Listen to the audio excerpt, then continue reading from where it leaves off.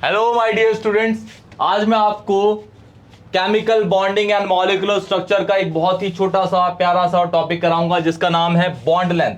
Conceptual reasoning questions में बहुत generally use होता है, ठीक है। तो इसको ध्यान से पढ़िएगा, कॉन्सेप्चुअल क्वेश्चंस बहुत ज्यादा सॉल्व होते हैं इससे। और आप जब रीजनिंग क्वेश्चंस करेंगे ना तो इनकी स्टेटमेंट्स भी उसमें यूज होती है, कॉन्सेप्ट भी क्लियर। तो नाम है बॉन्ड लेंथ, बहुत ही इजी टॉपिक है बेटा, बॉन्ड लेंथ। तो बॉन्ड लेंथ है क्या बेटा? बॉन्ड लेंथ क्या होता है बेटा? जैसे सपोज हम कहते हैं कि भाई मेरे पास है H2 है, ठीक है, और एक ले लेता हूं मेरे पास सपोज NaCl है, ठीक है। तो H2 में H और H ऐसे होगा बॉन्ड, ठीक है, H स्पेरिकल, ये वाला भी स्पेरिकल, तो इसका सेंटर ये होगा, इसका सेंटर ये होगा। तो बॉन्ड लेंथ बेसिकली क्या है?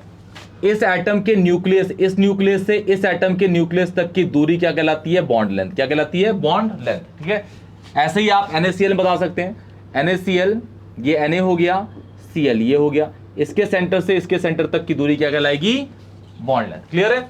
अच्छा, आप यहां से यहां तक मेजर करेंगे या फिर यहां से यहां तक मेजर करेंगे, दोनों बॉन्ड लेंथ एक ही आएगी। इसका मतलब है ये इक्वी डिस्टेंस हो गया, दोनों साइड से बराबर डिस्टेंस होगा। क्लियर? तो पढ़ लेते हैं एक बार। Bond length is defined as the equilibrium distance, मतलब दोनों साइड से, इधर से नापेंगे या फिर उधर से बराबर दिखेगा। Equilibrium distance between the nuclei of the two bonded atom in A molecule called bond length, called bond length. Clear है? ठीक है, दो एटम के बीच की दूरी is called bond length. Clear है? ओके, तो बॉन्ड लेंथ तो आप लोगों ने देख लिया।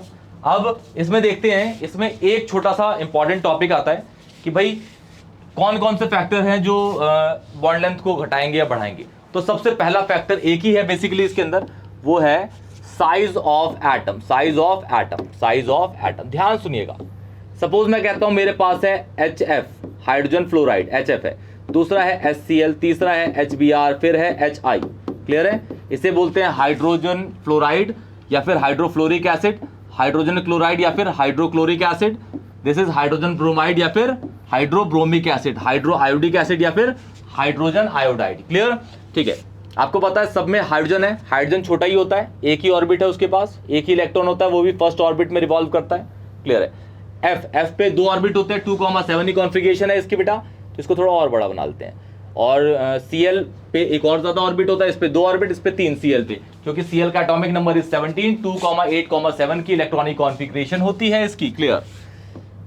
थोड़ा और बड़ा बना लेते हैं, ये थोड़ा और बड़ा होगा, ये थोड़ा और, मतलब ऊपर से नीचे तक आपने पढ़ा भी है मॉडर्न पीरियोडिक टेबल में कि अगर टॉप टू बॉटम देखेंगे तो साइज क्या करता है? बढ़ता है। क्यों? क्योंकि ऊपर से नीचे तक हर पीरियड में एक एक नया शेल ऐड होता रहता है। क्लियर? तो यहां से यहां तक इसकी बॉन्ड लेंथ, इसकी बॉन्ड लेंथ यहां से यहां तक, इसकी बॉन्ड लेंथ यहां से यहां तक, इसकी बॉन्ड लेंथ यहां से यहां तक। क्लियर?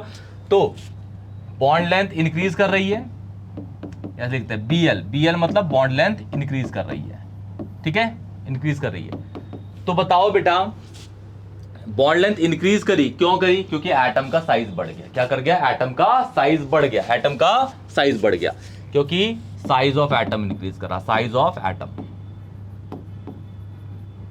इंक्रीज, ठीक है।